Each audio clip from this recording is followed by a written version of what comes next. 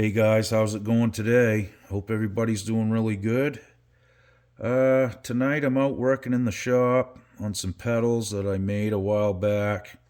These are the fuzz pedals that I made out of the record player platters. Okay, these were portable record players.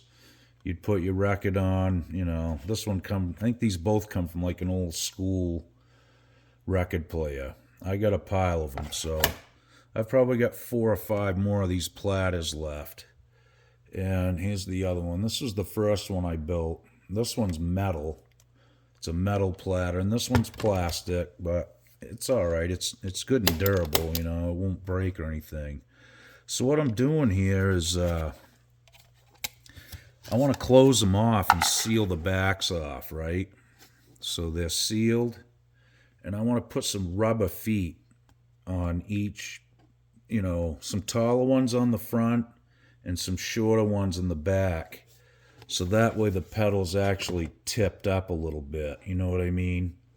Now I don't put this on my pedal board. I know you guys are probably thinking, wow, that thing's huge.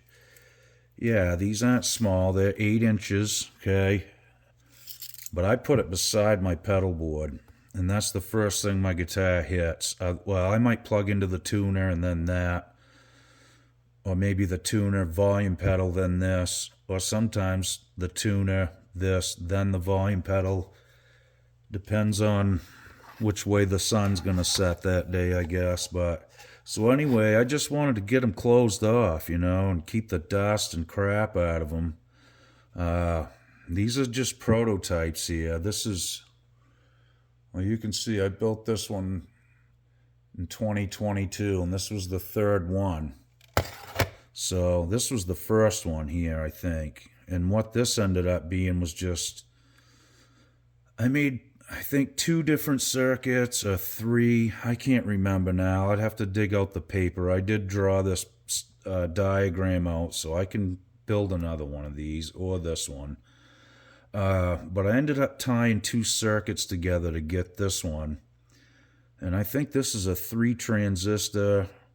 It's got old caps. I mean, this is vintage parts in here too. It's silicone, and this one's got some clipping diodes in it. Not LEDs, but just some regular clipping diodes that I probably stripped out of the record player that it came in, because I have done that before. So, in any case, what I did with this one, I took this here. This was actually a gasket that went to a chain case on a snowmobile. I used to race snowmobiles and stuff, so I got a bunch of this crap kicking around.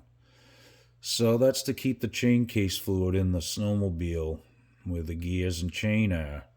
So I wanted to make some kind of a seal for this.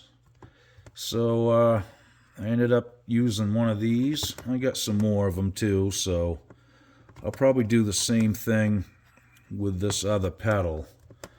But that fits on there pretty nice. And what I did next is I took a bolt, flipped it upside down. It's a nice flat head, and I glued it right to the platter. So then what I'm going to do is I'll just set that on there and take a wing nut, and that will seal it off. Then I'm going to put 2 rubber feet, the little round like furniture feet you get.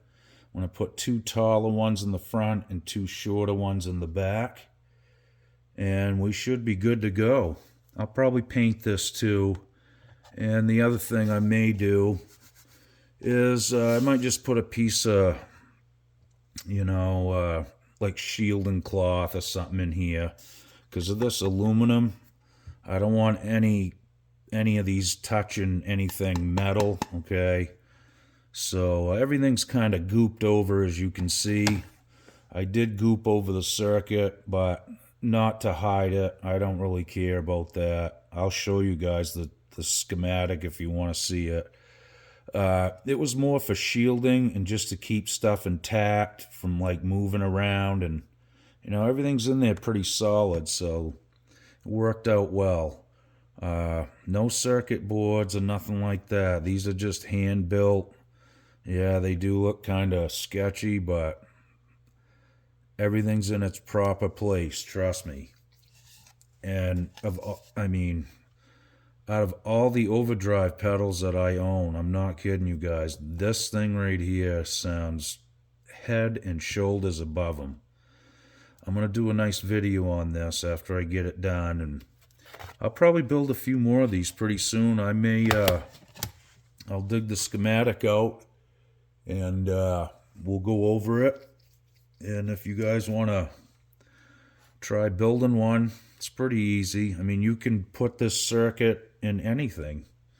You know, you could, if you had an old Walkman or something, you can put it in anything. Or buy a pedal case, or if you got a pedal that's dead, you know, rip the circuit board out of it and put a circuit in it, you know. That's what I like doing. But anyway, that's what I'm doing tonight. And looks like everything's going to work out nice. I think just one screw will hold that because of the rubber seal. I may glue that seal on there too in a few spots just so it stays on good and it doesn't spin. Because once this is on there and you tighten it down, and once it hits that rubber, this shouldn't spin or move or do anything. So I think everything will work out pretty good. Like I said, I had to make all these by hand, these plates. Like I said, it's tempered aluminum, ABS plastic, and then tempered aluminum. It's 3-ply, really rigid stuff, and really strong. I'm gonna probably paint them, you know, just to shield it a little better. And like I said, should work out good. And then I can just leave it set up on my board, not on my board, but you know, in my chain, I should say. And this one too, this one's really fun. Like I said, it's not as intense as this one, but this has a nice bluesy kind of overdrive. It's not crazy distortion. It's just a little touch of drive, and it's nice. And you know, these have a lot of signal too. I mean, especially like this one with the 3 transistors in there. That thing is super loud. I mean, it's louder than any pedal I own. and it you know, everything has held together so far. Nothing's got hot or anything like that. It was a couple circuits that I'd been working on, and like I said, I just ended up hooking them together one day, and I couldn't believe how great it sounded. So then I wired them together, and that's what this one ended up being. I am going to build one more of these at least, and this one I'll probably just leave as it is. I do have another circuit I'm working on. It's pretty much all done, which uses 3 diodes. And instead of just switching between the diodes, I've got it hooked up to knobs so I can blend the diodes together. And that one sounds really, really good. It's like a cross between these both, really, honestly. And this is quite a sound when you plug these together and turn them both on too. It's crazy. Almost hard to control at times, but you know, I like experimenting with that stuff. And when you're building them, it's not a big deal if something happens, you know, like this. You know, like you said, this is all gooped over and kind of glued in. And I know people are thinking, well, geez, what if a cap fails or something? If anything goes wrong, I'm just going to cut the circuit out and put another one in there because I build them. You know, so it's not a big deal to me. I can make these pretty cheap, really, and I have tons of vintage parts. Like, for instance, here's a little bit of a stash I got here. These are all, there's some old Goodalls in there. I got Spragues and Mallorys, and you never know what you're going to see in there. There's all kinds of funky stuff. Some old caps and stuff that I've been just you know, collecting here and there, and stuff's hard to get now. I test them all before I use them just to make sure they're all good, and I've got more of this stuff, buckets full of it in places. I just gotta dig around and get it all out. But I like using the old stuff in the pedals, you know. Does it sound better? I don't know. I have the old stuff, so why not use it, right? As long as it tests out and works good, I'm game, you know. I'll put it in there. I know a lot of them fail over the years, but these are pretty, you know, these aren't the paper ones, paper and oil ones, which those just don't last, you know. It's inevitable. But, you know, the newer style ones seem to hold on a little longer, you know. All right, well, like I said, guys, I'm not doing a whole bunch tonight. I'm just trying to get some of this stuff tidied up so I can, you know, use it and keep it on the pedal chain. And I just don't want it getting full of dust and dirt and things like that. So, and I made these covers a long time ago, you know, pretty much when I built the pedals. And I just haven't got around to mounting them and getting them covered up. So that's tonight's project.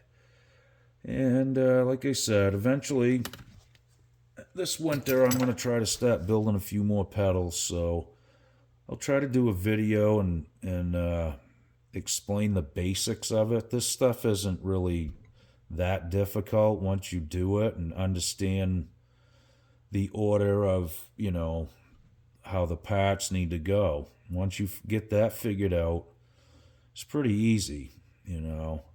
And then I'll usually get my breadboard out, which I'll show you that too.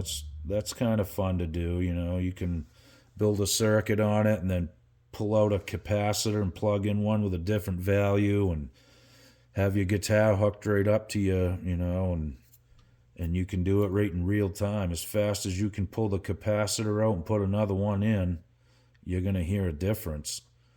And I was geeking out over that for quite a while. I was doing it like nonstop. Once I first, you know, started breadboarding circuits and stuff, I was like, man, you know, just the little differences in a capacitor makes a ton of difference in the sound. So just that alone, you know, is a pretty huge thing once you start doing this. And it's a good learning experience. You really learn a lot about how this stuff works and how simple it is, but there's just little subtleties that happen with, you know, the values of the parts, which is really neat. And it's, you know, I thought it was like going to be really hard to understand, and it kind of was at first, like reading schematics and stuff, but I mean, if I can do it, anybody can. It ain't that tough. So once you figure out the lingo and what the values are, how the parts are measured and things like that, get yourself a little tester like this. It's pretty easy. You can plug parts right into this. You hit a button and it'll tell you what it is. If it's a capacitor, if it's a diode, what the values are. It's really handy. That's like a lifesaver when you're doing this. So that way you can test all your parts before you solder anything in. And I do that. Write down the values of each part that you're building pedals with. And, you know, it's good to, when you start building, just keep a paper on it. Write down everything that you put in there and all the values of each part. And then when you hit it right, you got the paper and the values. So that's what I've been doing here for a few years, just trying to get stuff figured out with this electrical stuff. And like I said, it's not that tough. You just take it a little bit at a time, and before you know it, you built a circuit and you got your own pedals, you know.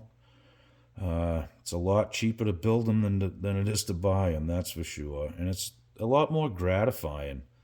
You know, when you plug your guitar into something that you built, it's like, whoa. I mean, it almost gave me goosebumps the first time. And just, you know, the pleasure of succeeding, you know, doing it for the first time. I just couldn't believe that I pulled it off, you know.